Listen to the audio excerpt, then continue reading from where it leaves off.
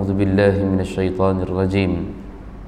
رجال لا تلهيهم تجارة ولا بيع عن ذكر الله وإقام الصلاة وإيتاء الزكاة يخافون يوما تتقلب فيه القلوب والأبصار.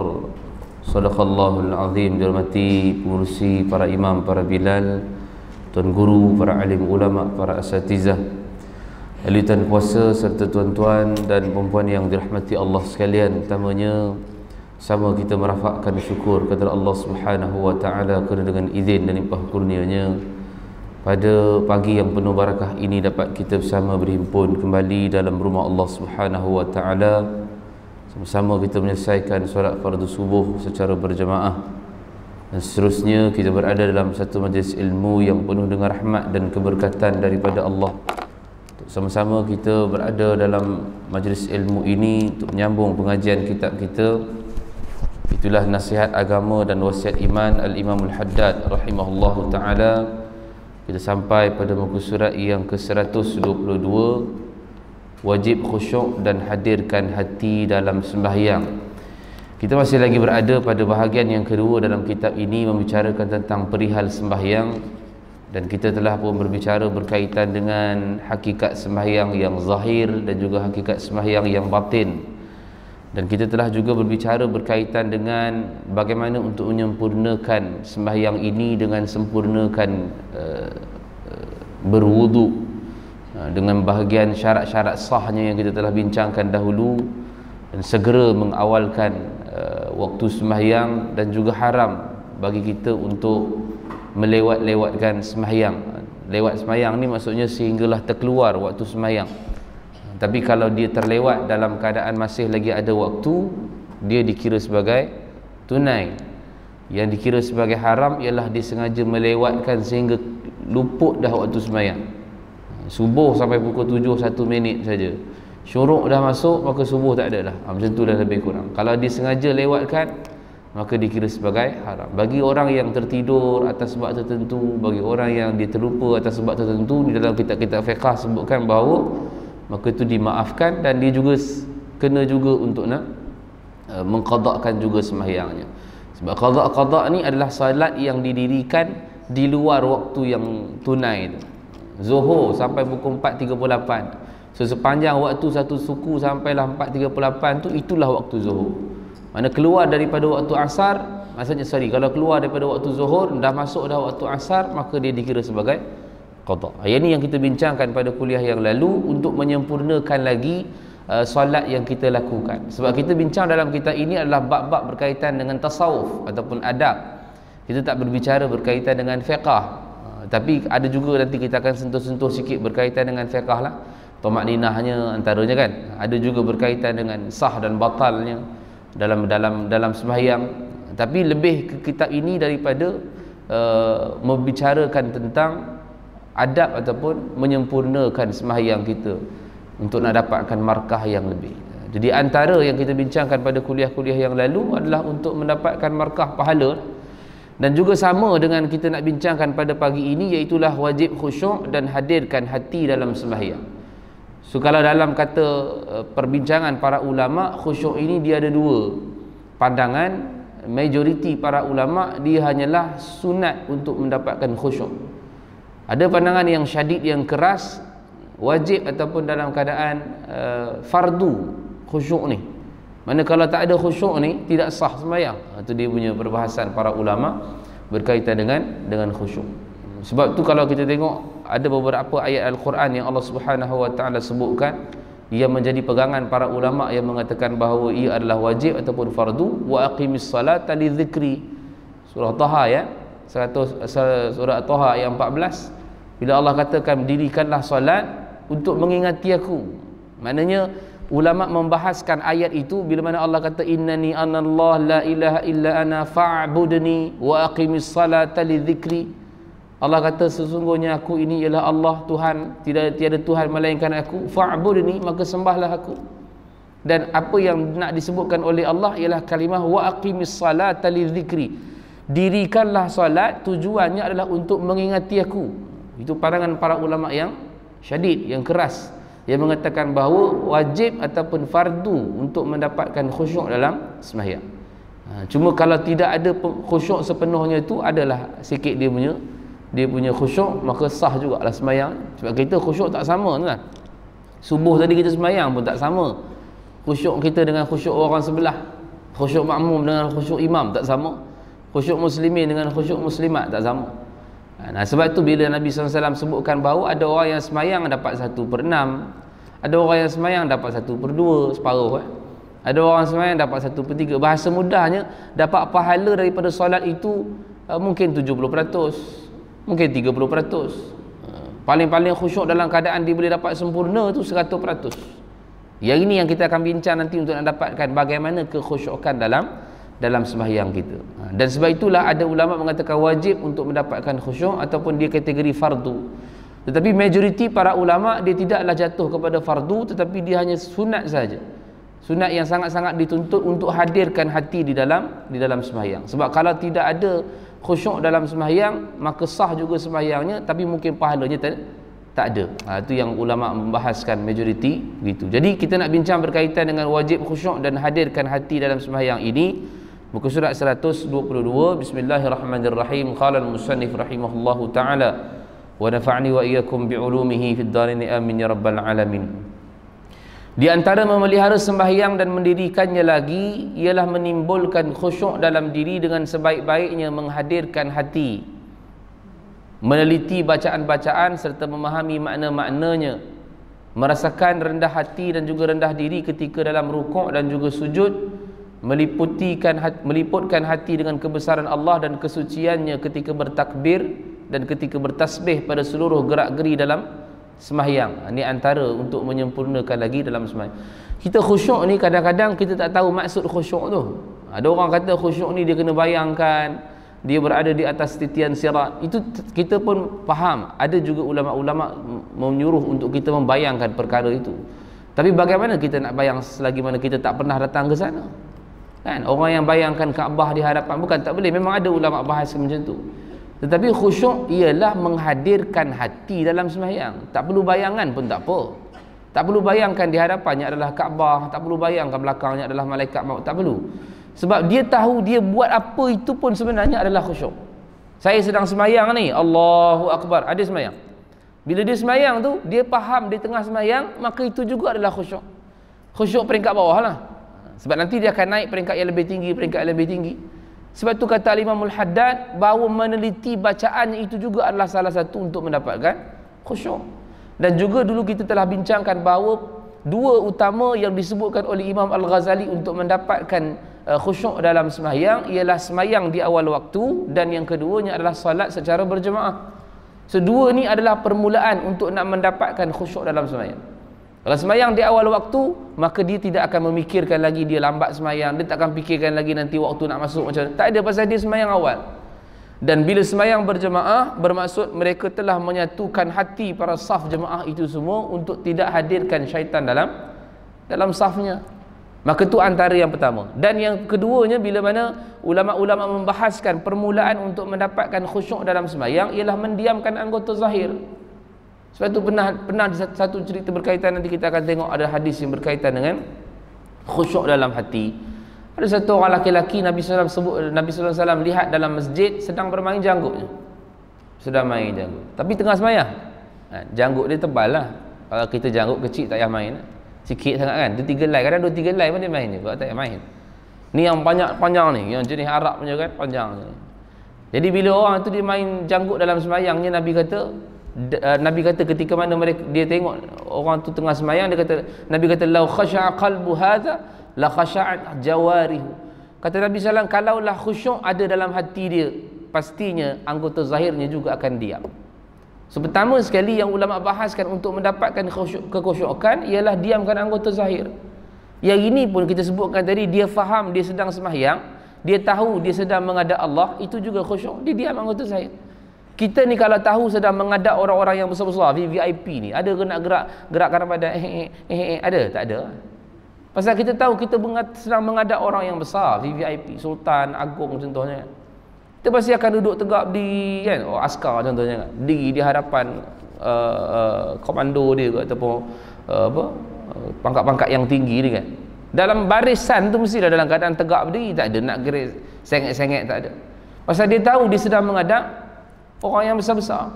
Yang ni yang kita sedang menghadap lebih besar daripada orang yang besar ni. Al-Khaliq, pencipta kita. Mana kalau dia faham dia sedang berdiri di hadapan pencipta dia, maka tu juga dipanggil sebagai khusyuk. Walaupun khusyuk itu peringkat yang bawah. Naik atas lagi dalam keadaan Al-Imam Al-Haddad rahimahullah ta'ala sebutkan meneliti semua bacaan-bacaan yang ada. So meneliti dekat sini tak bermaksud faham. Meneliti dekat sini ialah membayangkan perkataan yang keluar. So dia naik satu peringkat yang lebih tinggi daripada diamkan anggota zahir, sampailah kepada dia membayangkan perkataan yang keluar. Bismillahirrahmanirrahim. Dia tak faham pun, tapi dia bayang perkataan yang keluar. Itu maksud meneliti. Alhamdulillahi rabbil alamin. Dia bayang. Ar-Rahmanir-Rahim. Bila dia bayang walaupun tak faham, dia naik juga martabat yang tinggi dalam khusyuk. Sebab dia sedang faham, dia sedang tahu, dia sedang buat apa, dan dia tak fikirkan benda yang lain, melainkan yang dia bayang tu adalah perkataan yang keluar. Tu khusyuk. Dan naik lagi peringkat yang lebih tinggi kata Imam Al-Haddad, maka dia boleh faham daripada takbiratul ihram sampai salam. Allahu Akbar, itu faham. Kebanyakannya yang kurang faham dia doa iftitah. Tak payah ambil sunat-sunat, ambil yang fardu dulu, senang cerita. Al-Fatihah. Kan? Surah kadang ada faham, ada tak faham. Setakat surah-surah lazim mungkin boleh faham lah. Kalau bantainya surah-surah yang imam baca panjang tadi kan, agak susah nak faham. Pasal daripada sudut maksudnya tak apa, sebab dia boleh ambil daripada sudut meneliti. Tapi kalau kata dia boleh faham daripada takbiratul ihram sampai salam, tahiyat, bacaan tahiyat dia boleh faham, at-tahiyatul mubarakatus, sampailah dia dibayangkan perkataan yang keluar dan juga faham apa yang dia katakan. Dalam keadaan rukuk, subhana rabbiyal azimi wa bihamdi, dia bayangkan dan akhirnya dia faham. Maha suci Tuhanku yang maha agung dengan kepujian. Dia sujud, dia faham, subhana rabbiyal a'la wa bihamdi. Sebab tu kalau kita tengah sujud, kita boleh faham apa yang kita kata, feel dia lain. Kan? Beza dengan orang yang hanya subhanallah, subhanallah, subhanallah. Dia kurang faham. Jadi kurang faham, susahlah nak dapatkan kekhusyukan. Dan bila dalam keadaan dia dah faham apa yang dia baca, maka dia naik lebih satu lagi peringkat yang lebih tinggi, dipanggil ihsan. Ihsan ini kata Nabi, ihsan ni ada dua. Satu ihsan dengan Allah, satu ihsan dengan manusia. Yang Nabi sebutkan dalam ihsan itu, an ta'budallaha ka'annaka tarahu fa illam takun tarah fa innahu yarak. Ini adalah ihsan dengan Allah. Peringkat yang lebih tinggi ini kata Nabi berkaitan dengan ihsan, kamu ibadat seolah-olah kamu nampak Allah di hadapan. Ini khusyuk. Orang yang tengah semayang, dia boleh bayangkan Allah di hadapan. Sebab itu Nabi sebutkan bahawa makam ini adalah makam yang tinggi, ihsan. Sebab bila mana kita dapat an ta'budallaha ka'annaka tarahu, kamu dapat lihat Allah, ini makam musyahadah dipanggil. Dalam tasawuf dipanggil makam musyahadah, tapi lihat bukan lihat dengan mata. Ini lihat dengan mata hati. Dilihat di keliling dan di hadapannya semua adalah kebesaran Allah. Itu musyahadah. Tapi kan Nabi sambung, fa illam takun tarahu fa innahu yarak. Tapi kalau kamu tak boleh bayangkan Allah sedang melihat Allah, kamu sedang melihat Allah, maka yakinlah Allah sedang melihat kamu. Bawah sikit pada makam musyahadah, nama dia makam muraqabah. So makam muraqabah ialah makam yang kita yakin Allah sedang awasi kita. Macam kita Ramadan dulu kan, kita dah sebut dah, Ramadan berapa ramai orang tak berani ambil makanan di rumah walaupun dia duduk seorang di rumah. Makanan ada, tapi tengah lapar. Tak ada orang di rumah, dia ambil pun makan, kemudian dia buat muka besar balik. Orang boleh. Tapi dia tak berani buat walaupun dia duduk seorang di rumah, pasal dia yakin muraqabah tu ada dalam diri dia. Dia yakin Allah sedang tengok dia. Kan? Dalam bulan Ramadan tak berani nak mengumpat. Duduk dua orang, tak berani nak cerita hal orang lain, pasal dia yakin waktu tu Allah sedang dengar dia. Ini muraqabah. Kan? Kalau perasan benda ni, benda tu dah ada dah dalam diri kita dalam bulan Ramadan. Tapi sayangnya kita sebutkan dulu bahawa keluar saja Ramadan, dia keluarkan sekali dengan muraqabah tu, rugi dia. Mana hilang balik dah muraqabah, seolah-olah macam lepas Ramadan tu Allah tak tengok dia balik. Seolah-olah lepas Ramadan tu Allah tak dengar dia balik. Sedangkan dia dah dapat satu makam yang tinggi, muraqabah dah satu step saja lagi nak masuk kepada makam musyahadah tinggi. Kita semayang ni kalau dapat perasaan muraqabah itu pun dah okey dah. Okey dah tu. Kan? Kalau kata dapat makam muraqabah semayang tu, kita dok bayangkan Allah sedang lihat kita. Allahu Akbar. Kita tak bayang. Al-Imamul Haddad disebutkan dalam kitabnya ini bagaimana yang perasaan muraqabah ni ataupun ihsan ini, seolah-olah kita sembahyang di hadapan orang yang alim. Maknanya orang alim tengah tengok kita sembahyang. Agak sembahyang kita macam mana? Kita nak perasan dia tengok kita. Allahu Akbar tengok. Kan? Sekarang ni kan orang ada orang alim-alim datang di sini kan. Ulama-ulama datang sini kan. Syekh Ali Jumaah dia datang. Habib Omar dia datang kan. Mana kalau katalah sembahyang, kita sembahyang di hadapan, tapi bukanlah maksudnya kita sembahyang depan dia, itu tidak. Kita duduk sembahyang tu, kita perasan dia sedang tengok kita. So macam mana perasaan kita time tu? Time itulah rasanya sebenarnya ihsan. Kita akan rukuk pun rukuk dengan penuh tertib, pasal kita perasan dia sedang tengok kita. Kalau Imam Al-Ghazali dia bagi perumpamaan pula bagaimana orang yang duduk dalam sembahyang Jumaat ni. Imam sedang baca khutbah, dia masuk dalam sembahyang. Dia masuk dalam masjid. Dan ada satu kosong di tengah-tengah tu, dia nak sembahyang sunat kat situ.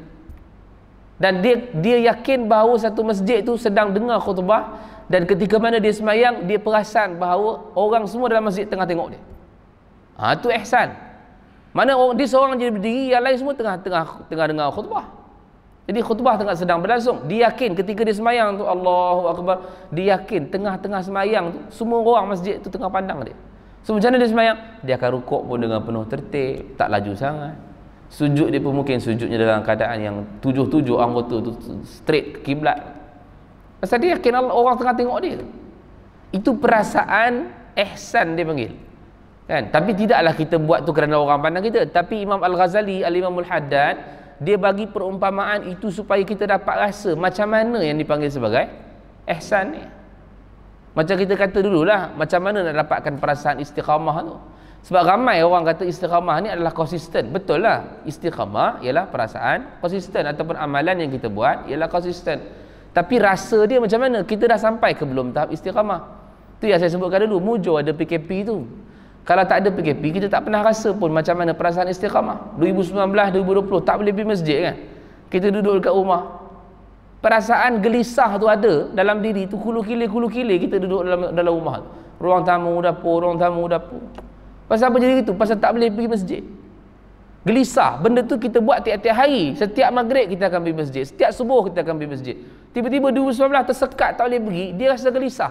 Itulah perasaan istiqamah. Kan? Barulah kita dapat rasa, oh macam tu punya perasaan istiqamah. Sebab sedangkan sebelum ni kita hanya tahu istiqamah ialah konsisten. Dia hanyalah amalan yang berterusan. Betul, kita duduk dalam bulan Ramadan, 1 Ramadan sampai 30 Ramadan kan konsisten 30 hari. Tapi 30 hari belum cukup imun dalam diri, belum cukup sebati.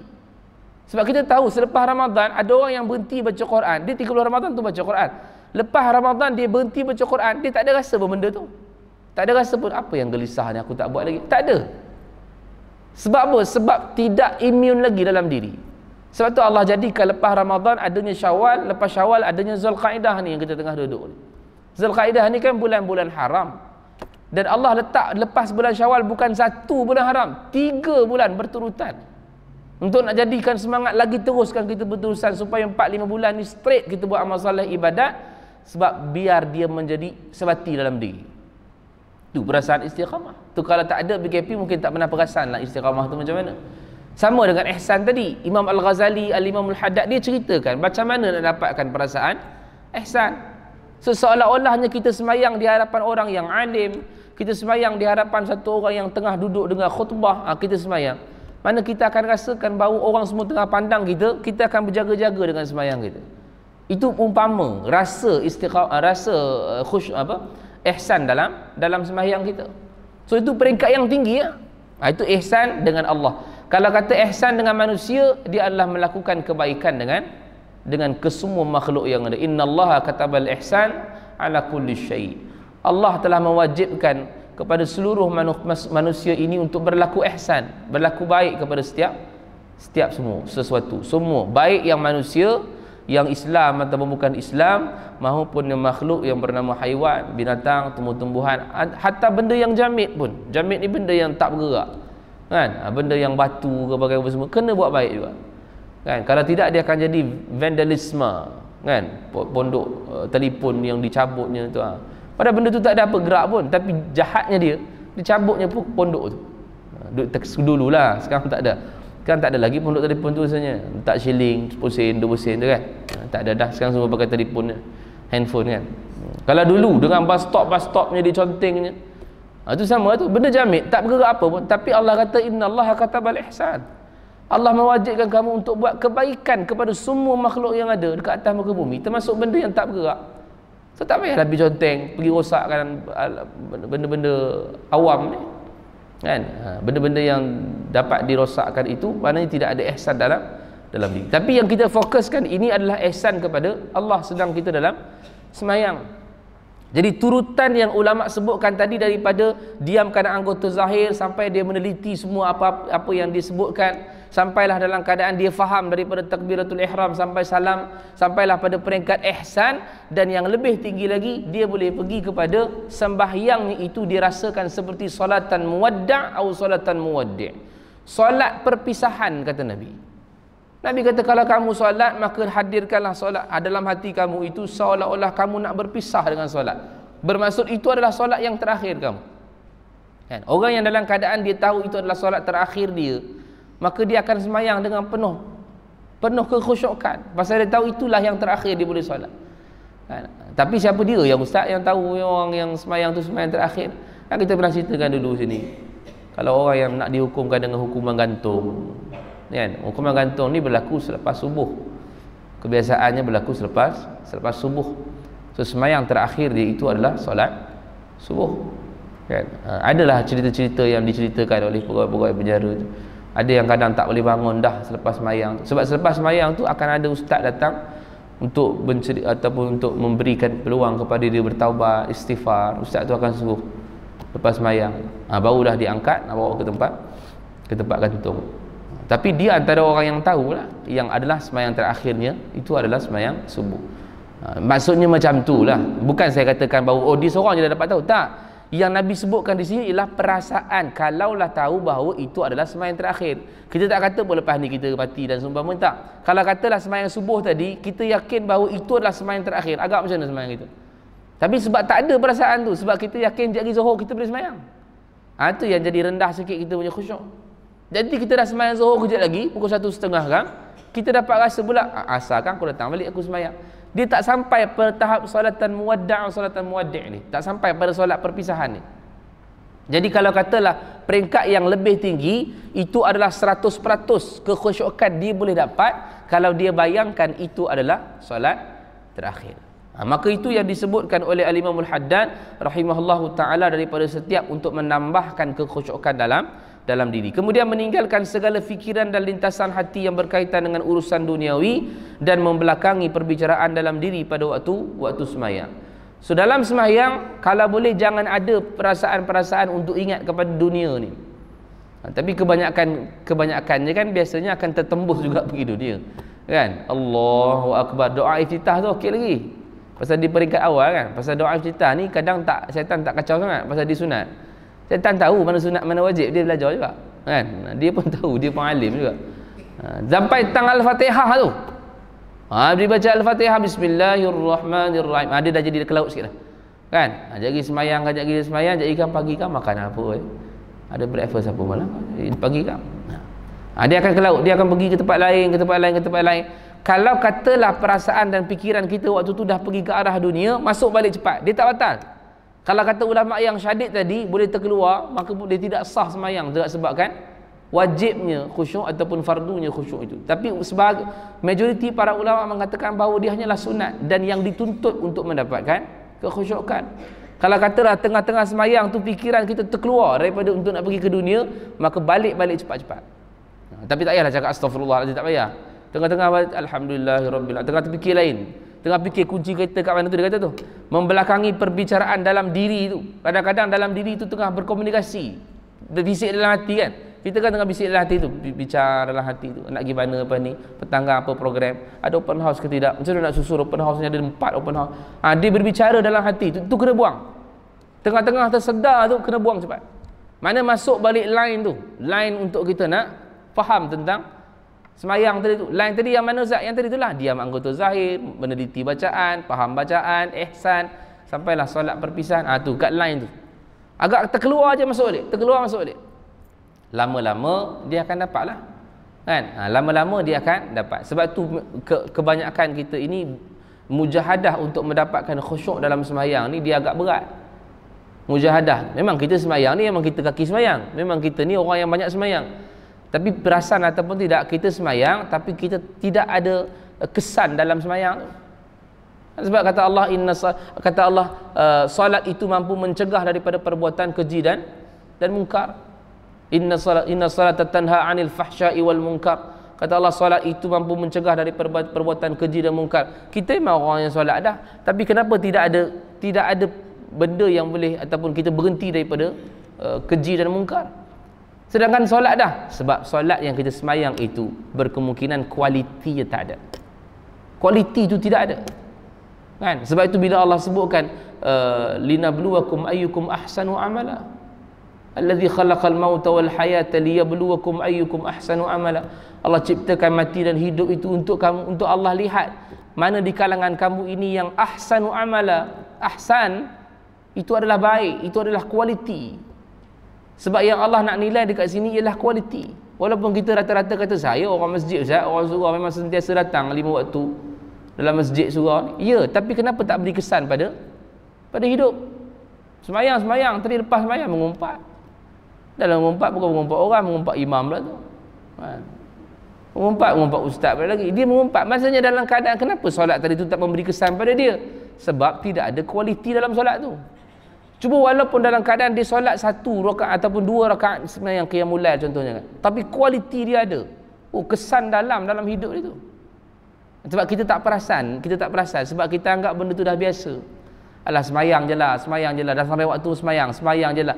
Dia kalau jadi sebagai satu kebiasaan, akhirnya dia akan jadi satu benda yang biasa. Kan? Macam saya sebutkan bulan lepas kan, kalau kita pergi ke Mekah, Madinah, umrah setiap bulan, berbeza dengan orang yang pergi itu baru sekali, berkemungkinan itu adalah terakhir dia pergi. Dia akan habiskan masa dia di Masjidil Haram dan Masjid Nabawi dia untuk beribadat. Sebab dia tahu itu adalah mungkin sekali dapat pergi. Tapi kalau orang yang biasa pergi setiap bulan, berkemungkinan dia boleh sembahyang kat hotel je. Orang tanya siapa sembahyang tak pergi masjid? Tak apalah. Aku bulan depan datang lagi. Di kualiti tu dah tak ada. Pasal apa? Pasal dia rasa benda tu dah biasa, kebiasaan. Datang, buat. Macam Ramadan datang, buat puasa je lah. Apa nak buat lagi? Macam sama solat. Dah masuk waktu solat, sembahyang je lah. Tapi dia tak rasa pun macam mana yang itu memberi kesan dalam kehidupan dia. Sembahyang datang, ini adalah satu pintu untuk aku nak membetulkan balik kehidupan aku. Dah masuk waktu solat, Allahu Akbar. Bayangkan benda yang kita sebutkan tadi, khusyuk tadi tu. Mudah-mudahan dengan kita khusyuk dekat line pertama, line kedua, 3, 4, 5 tadi tu, agar sedikit kesan dalam hidup pun okey dah. Kan? Ini 60 tahun sembahyang, 70 tahun sembahyang, kesan tak ada langsung.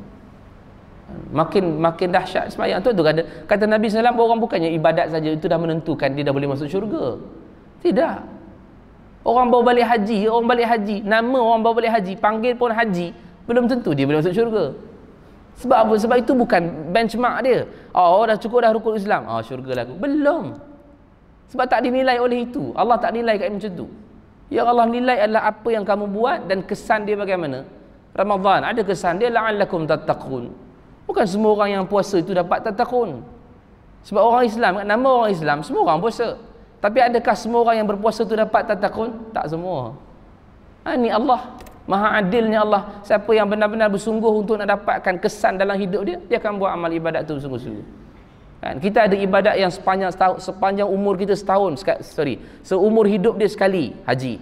Kita ada yang ibadat kita sepanjang setahun sekali. Kita ada ibadat kita yang kita buat sehari-hari sembahyang. Kan? Kita ada haji yang seumur hidup sekali cukup dah. Kita ada setiap tahun sekali puasa cukup dah. Kita ada sembahyang setiap hari untuk renew balik, refresh balik. Tapi orang tunggu Ramadan, orang tunggu haji. Hari-hari sebenarnya ada untuk kita nak membetulkan balik kehidupan kita. Inilah sebab kita belajar bab tasawuf ni. Kalau kita belajar bab fiqh, sah dah. Kita tak kata fiqh tu tidak sah. Fiqh tetap sah. Tetapi pahala tu, kan? Kita puasa Ramadan dulu, kita tak makan daripada subuh sampai maghrib, tak buat perkara yang membatalkan puasa, sah tak dia punya puasa? Sah lah. Tapi pahala daripada sudut tasawuf tu yang Allah tengok. Allah tengok daripada puasa, daripada subuh sampai maghrib, ada tak benda-benda yang kau buat, benda-benda larang? Mengumpat, curi, tak semayang, buka aurat, ada tak? Kalau ada, markah daripada sudut adab tu kurang. Tu Nabi kata, kam min saim, berapa ramai orang yang puasa, tapi dia hanya dapat menahan lapar dan dahaga saja, tak dapat apa pun. Pasal dia punya fiqh sah. Tapi bila ibadat dia tidak disertakan dengan tasawuf, dengan adab, maka samalah, tidak ada pahala untuk dia. Sama dengan solat. Orang yang solat daripada takbiratul ihram sampai salam, dia buat 13 rukun tu, selesai 13 rukun, maka sah daripada sudut fiqh. Tapi berapa ramai yang tahu dia dapat pahala daripada semayangnya? Sebab dalam tu dinilai daripada sudut kekhusyukan, kesempurnaan daripada apa yang kita buat. Itu sebab kita kena belajar, sebab dia akan memberi kesan kepada hati. Itu Allah sebutkan bahawa bila mana kita nak solat, maka wa dzakara asma rabbih fasalla. Bila Allah Subhanahu wa taala sebutkan kita ini bersihkan, tazakka, supaya bersihkan dulu hati, maka wa dzakara asma rabbih fasalla, barulah Allah kata tentang solat. Hati itu dulu kena bersihkan, sebab khusyuk itu semua dalam hati. Maka itulah perkara yang utama yang Al-Imamul Haddad sebutkan kepada kita. Maka hendaklah segala perhatian dalam sembahyang itu tertumpu hanya kepada mendirikan dan menunaikannya dengan baik sebagaimana diperintahkan oleh Allah. Sebab sembahyang dengan hati yang lalai tanpa khusyuk dan hadirkan hati adalah tiada berguna dan tidak bermanfaat sama sekali. Rugi. Tapi saya sebut tadi, fiqh sah, cuma pahalanya tak ada. Macam orang masuk dewan peperiksaan, dulu kita pernah sebut kan, dia datang peperiksaan tu, tapi dia tak jawab. Mungkin dia tak jawab, mungkin dia buat benda lain, tidur ke. Okey, sila jawab, kita akan bagi masa 1 jam setengah. 1 jam setengah tu dia tidur. Tapi habis 1 jam setengah tu dia hantar ke tahap peperiksaan. Cuma cikgu tu ambil tengok, pasal kosong, rupanya dia tidur. Tapi dia hadir. Kalau kita daripada sudut fiqh, sah. Tapi daripada sudut jawapan itu tidak ada. Kosong markah. Sama, kalau tidak ada tasawuf dalam ibadat, maka kosong. Kosong apa pahala? Kosonglah markah. Macam tu. Dan kata Al-Hasan Al-Basri rahimahullah ta'ala, setiap sembahyang yang tiada disertai oleh hati yang hadir, maka ia lebih cepat mendapat penyiksaan. Dan kata Nabi SAW, laisa li'abdin min salatihi illa ma aqala minha. Tidaklah bagi seorang hamba itu daripada solatnya itu melainkan apa yang aqala minha, maknanya daripada apa yang akalnya tercetus, apa yang khusyuk dalam diri dia, dalam sembahyang dia, itu yang Allah akan bagi pahala. Dan kata Nabi, innal musalliya qad yusalli salata ma yuktabu lahu minha sudusuha wal usyuruha. Dan kata Nabi SAW, setiap orang yang solat itu, maka solatnya itu akan dicatatkan baginya dalam keadaan mungkin 1/6, mungkin 1/10. Dalam hadis yang lain ditambah mungkin 1/3. Bahasa mudah sini, setiap orang yang solat itu, maka akan dicatatkan pahala untuk dia mengikut kekhusyukan masing-masing. Kalau dia semayang tu khusyuknya lebih, tadi subuh tu lebih, maka dia akan dapat 80%. Tak tahulah, yang secara hakikat dia tak tahu. Tapi yang Nabi sebut sini, ada yang dapat 1/6. Maknanya jauh lah, 1/6 banyak lah, sikit lah. Ada yang dapat 1/10, lagi sikit. Dia kesal 1/2, separuh. Okey. Kalau nak ditukarkan dengan peratus, lagi mudah faham kan. Maknanya kalau katalah ada orang yang semayang, mungkin dapat 50% sahaja daripada khusyuk. Okey lah, daripada tak ada langsung. Ataupun mungkin dia kata dapatlah 70%, sebab dia duduk dekat peringkat ihsan tadi, contoh kata kan. Dia boleh bayangkan Allah sedang lihat dia. Okey. Itu sebab daripada sudut itu kita kena faham macam mana khusyuk itu, maka kita akan bawakan dalam sembahyang kita. Sebab kadang sampai hari ini kita sebutkan, ada orang tak boleh nak jawab khusyuk itu macam mana. Sebab dia bayangkan bahawa khusyuk itu adalah didiam sampai dengar bunyi kipas pusing, itu khusyuk saja. Bukan, tu bukan khusyuk, itu tidur. Kan? Tidur saja tu, dia dengar kipas. Tapi dia tak faham pun. Tapi kalau kita susunkan tadi, ulama-ulama sebutkan supaya boleh meneliti bacaan. Kan kita pernah sebut dulu kan, kenapa budak-budak yang kecil ini dia boleh diam kalau kita panggil dia tak menyaut, sedangkan dia sedang tengok cerita yang dia tak faham, cerita kartun English contohnya kan, dia tengok cerita kartun English bagai semua, kita panggil dia balong, dia tak jawab. Rupanya kita ke depan tengok dia tengah duduk kat TV tu, tengah berdiri sambil pegang dia punya iPad ke bagai apa pegang, tapi dia tengok, dia tak faham pun. Tapi kenapa dia boleh tak sedar orang panggil dia? Sebab dia terpesona dengan kala-kala lompat-lompat kartun tu kan. Itulah khusyuk. Dia sedang faham, dia sedang berada dekat satu tempat. Kalau semayang tu, dia sedang faham, dia berada dekat tempat berdiri nak semayang, walaupun dia tak faham apa yang dia sebut, tapi dia sedang tahu dia sedang buat apa. Itu khusyuk. okey lah tu. Kan? Apatah lagi kalau budak tadi dia faham setiap kata-kata English tadi tu. Memang dididik oleh bapak dia untuk cakap English daripada kecil. Faham dah. Apatah lagi kalau English tu mungkin English ataupun kartun tu mungkin kartun orang bahasa Melayu ke. Faham lah. Pemahana kan. Contoh itu. Nak sebutkan bahawa apa? Budak-budak pun boleh kita nilaikan macam mana nak dapatkan kekhusyukan. Itulah benda yang kita kena bawa dalam solat. Dan maksudnya di sini dicatatkan baginya dari sembahyang itu sekadar ia hadir bersama-sama Allah Ta'ala dan hatinya khusyuk terhadapnya. Ada kalanya banyak dan ada kalanya sedikit. Tak sama Kita mungkin malam tadi isyak mungkin lebih khusyuk daripada subuh ni. Saya subuh ngantuk sikit. Kan? Isyak mungkin semangat boleh lepas dengar ceramah malam tadi kan. Boleh lepas dengar kuliah. Semangatlah sembahyang. Malam tadi pula mungkin mengajar buat fiqh sembahyang pula. Kan? Fiqh solat pula ataupun mungkin belajar buat tasawuf ke bagi semua. So datanglah dia punya seronok nak sembahyang, dia pun Allahu Akbar. Boleh menitih air mata tiba-tiba sembahyang. Pasal ada orang sembahyang boleh menitih air mata. Padahal ada waktu-waktu lain tak menitih pun. Ada waktu-waktu lain sembahyang depan TV nak tengok cerita langsung jadi macam mana kan. Ada orang kadang-kadang sembahyang sampai menitis air mata. Tak faham pun, tapi boleh menitih air mata.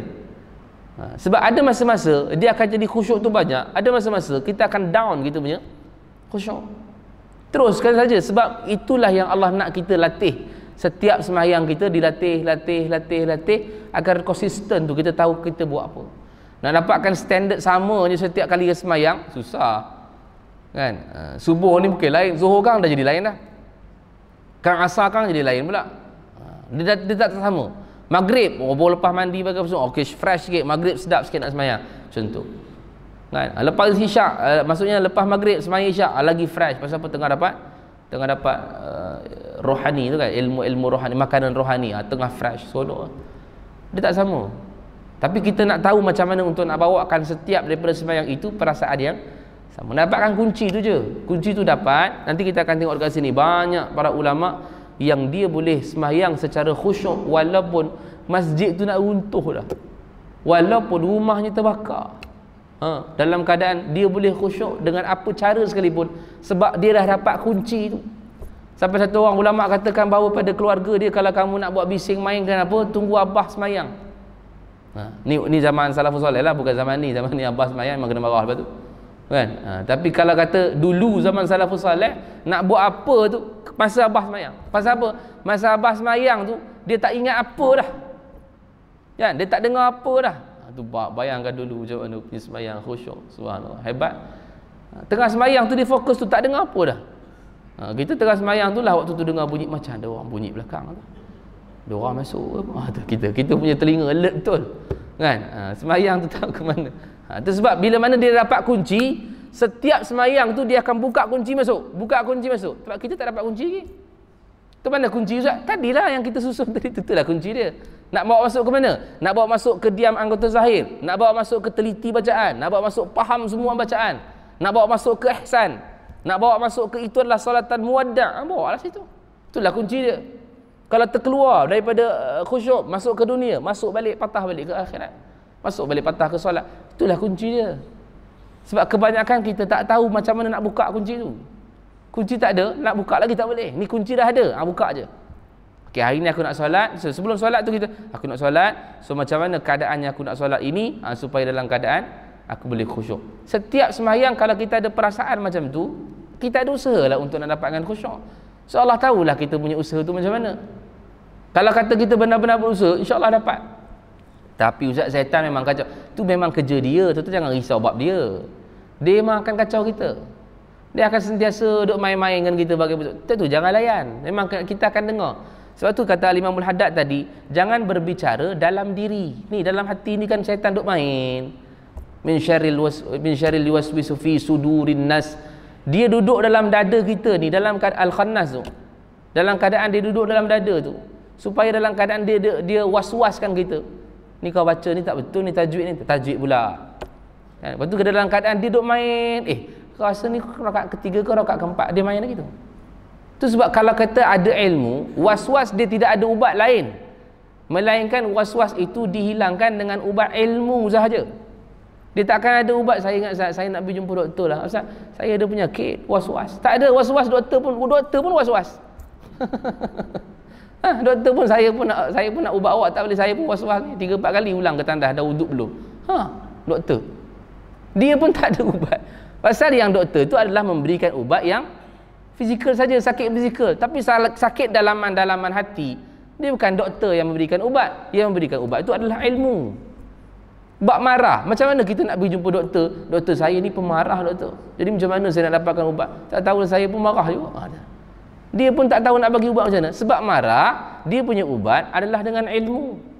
Riak, dia punya ubat ialah ilmu. Takabur, dia punya ubat adalah ilmu. Tu semua. Dah was-was, dia punya ubat juga adalah ilmu. Jadi kalau katalah dalam keadaan syaitan akan kacau kita, so macam mana kita nak buangkan perasaan? Jangan layan. Jangan layan dia, sebab dia memang kerja dia akan menghasut kita. Setiap ibadat dia akan hasut kita. Dan sebab tu tadi Imam Muhaddad sebut apa tadi? Jangan berbicara dalam diri, dalam hati tu. Sebab kita bicara dalam hati, dia akan masuklah berbicara dengan kita. Kan? Tadi aku rasa kau tadi terpijak teh ayam ni, tengah semayang. Tengah semayang tu dia terpijak teh ayam. Ya kata. Dia rasa aku masuk belakang tadi, tak ada pula. Dia jadi gitu. Jadi dalam masa sama, mulut dia kumat kamit. Alhamdulillahirabbil. Betul tak? Kita semua jadi perasaan macam tu. Tapi bila dia tahu dah, oh ilmu ni yang kena buang was-was ni, dia buat tak tahu je. Dia buat tak tahu, dia akan terus semayang. Sebab dia yakin bahawa memang syaitan tu memang akan kacau. Tak boleh buat apa dah. Jadi kalau katalah dia ada ilmu yang ini, insya-Allah dia akan boleh dapatkan dia punya khusyuk sikit demi sikit. Sebab nak dapat peringkat yang 100% tu susahlah sikit. Ambil masa lah, bukan tak boleh, boleh. Tapi ambil masa. Maka dalam keadaan Imam Muhaddad sebutkan, menurut kadar kelalaian dan kesedarannya, orang yang hatinya hadir di segala anggotanya khusyuk dan segala anggotanya khusyuk dicatat baginya seluruh sembahyang itu. Dan orang yang lalai dan berangan-angan dalam sembahyang tiada dicatatkan baginya sesuatu pun daripada sembahyang itu. Maka setiap daripada apa yang dia lakukan itu, maka bergantung kepada apa yang dia buat dalam sembahyang. Kalau khusyuknya tinggi, pahalanya tinggi. Kalau khusyuknya rendah, pahalanya rendah. Jika anda rukuk dan sujud, jangan sekali-kali terlupa tamakninah. Jangan jadikan sembahyang anda seperti ayam mematuk padi. Sembahyang serupa itu tidak sah. Dia masuk bab tamakninah. Dia masuk bab tamakninah. Sebab tamakninah ini adalah rukun, dia bukan sunat dah. Salah satu untuk sempurnakan solat yang menjadi salah satu rukun dalam sembahyang ialah tamakninah. Sebab tu tuan-tuan kalau tengok bab 13 rukun, yang rukun rukuk tu berserta tamakninah. Satu kadang ada kitab fiqh yang tebal sedikit, dia tak tulis 13 rukun, dia tulis 17 rukun. Macam mana menjadi 17 pula? Selepas rukuk, tamakninah. Selepas tamakninah, i'tidal. Lepas i'tidal, tamakninah. Lepas tamakninah, sujud. Lepas sujud, tamakninah. Ada jadi pecah 4. Tamakninah tu ada 4. Tapi kita dalam kitab-kitab yang kecil, dia tak tulis yang tu, dia gabungkan. Kan? Yang rukuk berserta tamakninah. I'tidal berserta tamakninah. Sujud serta tamakninah. Duduk antara sujud serta tamakninah. So orang kata tamakninah ni apa Ustaz? Baik. Tatma'innu yang Nabi sebutkan di sini.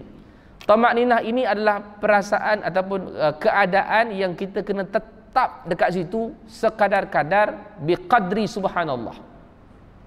Sekurang-kurang kita mampu sebut subhanallah. Bahasa mudah kita sekurang-kurang tetap dekat situ 2 saat lah. Kan? Tetap. Kalau kata rukuk tu mesti tetap sekejap 2 saat. Kadang ada orang rukuk tak sampai pun dia angkat dah. Allahu akbar, subhanallah, sami Allah, baru letak sami Allahu liman hamidah. Sami Allahu liman hamidah pun tak letak habis tu, rabbana lakal hamd, Allahu akbar, punya laju. Yang ini kalau memang mazhab Imam Syafi'i, majoriti ulama semua adalah tidak sah kerana tamakninah tu adalah rukun. Dan tamakninah ni perlu ada dekat mana Ustaz? 4 tempat je.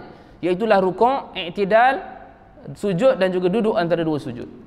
So keempat-empat ini dia mesti tetap tatma'innu, kata Nabi. Kata tatma'innu raki'an, tatma'innu sajidan. Maka dalam keadaan dia mesti tetap, sekurang-kurangnya boleh sebut subhanallah. Kalau kita rukuk, kita sebut subhana rabbiyal azim wa bihamdi 3 kali, itu memang dah tamakninah dah. Jangan risaulah yang tu.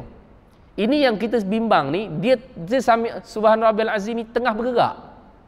Tengah bergerak tu subhanallah azim, subhanallah azim, subhanallah azim, sami Allahu liman rabbana lakal Allah, tak sampai lagi. Betul bang? Kadang-kadang ini biasa berlaku tu yang laju tu. Dia mesti tetap dekat rukuk tu, badan dia dah berhenti sekejap. Subhana rabbiyal azim wa bihamdi, subhana rabbiyal azim. Yang ni memang lama lah. Ni tak payah tunggu 2 saat dah lah. Memang dah subhanallah azim 3 kali tu memang dah tatma'innu dah lah tatma'inna. Naik lagi tinggi, sami Allahu liman hamidah. Dia berhenti tu, Rabbana walakal hamd ataupun Rabbana lakal hamd. Yang kalau kita memang jenis tambah hamdan katsiran tayyiban mubarak, itu memang dah lagi tatma'inna lah. Sebab dia mesti dinilai daripada sudut badan dia, sebab ni adalah rukun fi'li. Rukuk rukun fi'li, i'tidal rukun fi'li, sujud rukun fi'li, duduk antara sujud rukun fi'li. So dekat situ dia mesti berhenti sekejap, sekadar-kadar biqadri subhanallah. Susah sikit nak faham macam tu kan. Sekadar-kadar 2 saat. Bahasa mudah. Berhenti, sami Allahu liman hamidah, tak, Rabbana lakal hamd. Hatta kalau dia tak baca pun dalam tu pun sah. Daripada sudut fiqh Daripada sudut fiqh, kalau dalam rukuk dia tak baca pun, dia duduk je 2 saat, boleh. I'tidal, sama ada sami Allahu liman hamidah, tak baca pun Rabbana lakal hamd, sombong dengan Allah tu, duduk 2 saat, sah. Sujud, subhana rabbil a'la wa bihamdi, dia tak sujud pun, dia tak baca pun dalam bacaan sujud, sah kalau 2 saat. Cuma makruh meninggalkan perkara yang sunat, itu je. Mana nak katakan bahawa perkara yang perlu dititik beratkan lagi dalam sembahyang ini ialah perkara yang disebut sebagai tamakninah. Ada hadis yang panjang berkaitan dengan tamakninah ini, yang Nabi lihat satu orang sahabat sedang sembahyang di dalam masjid, maka Nabi tengok dia, selepas sembahyang dia tegur Nabi, assalamualaikum ya Rasulullah. Nabi jawab waalaikumsalam. Nabi kata, irji' fasalli, pergi sembahyang balik, fa innaka lam tusalli, kau tak sembahyang lagi, padahal dah sembahyang lah. Tapi Nabi kata, kau tak sembahyang lagi, pergi sembahyang balik. Habis sembahyang tu, dia tegur balik Nabi. Nabi kata lagi pada dia, irji' fasalli, pergi sembahyang balik, fa innaka lam tusalli, kau tak sembahyang lagi. Dia pun pergi lagi, sembahyang kali ketiga. Habis sembahyang dia tegur Nabi. Nabi pun kata lagi sekali, irji' fasalli, fa innaka lam tusalli. Dan akhirnya bila dia kata, ya Rasulullah, aku kalau solat lagi kau suruh, memang macam itulah aku solat. Alimni ya Rasulullah. Alimni tu apa? Itu bulan depan insya-Allah kita akan bincang macam mana Nabi sebutkan daripada awal sampai habis tu untuk nak mendapatkan tamakninah tu. Dalam hadis ni lah yang Nabi sebutkan kepada para sahabat, kenapa Nabi suruh dia pergi semayang lagi sekali padahal dah semayang 3 kali dah. Nabi kata, irji' fasalli, pergi semayang balik, fa innaka lam tusalli, kau tak semayang lagi. Nabi kata, padahal Nabi tengok dia semayang dah, tapi Nabi kata dia belum semayang. Kenapa Nabi kata dia belum semayang? Itu bulan depan kita masih lagi berbicara tentang tamakninah dalam semayang, untuk bahas lebih panjang apa dia tamakninah ini dan di mana tempat-tempat dia, macam mana untuk dapatkan tamakninah dalam sujud, macam mana untuk dapatkan tamakninah dalam rukuk. Itu insya-Allah pada kuliah akan datang. InsyaAllah kita akan masuk tentang tamakninah dalam sembahyang. Sekadar itu dulu perkongsian kita pada pagi ini. Wallahu a'lam. Qul qawli hadza wa astaghfirullahal azim li wa lakum. Assalamualaikum warahmatullahi wabarakatuh. A'udzubillahi minasyaitonir rajim. Bismillahirrahmanirrahim. Alhamdulillahirabbil alamin wassalatu wassalamu ala asyrafil anbiya'i mursalin wa ala alihi wa sahbihi ajma'in.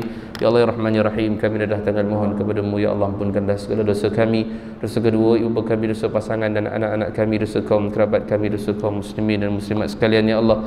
Allah matikan kami dengan mati yang baik, jangan matikan kami dengan mati yang tidak baik. Gunakan kematian buat kami dengan kalimah la ilaha illallah. Wa sallallahu ala sayyidina Muhammad wa ala alihi wa sahbihi wa sallam. Walhamdulillahi rabbil alamin. Taqabbalallahu minkum.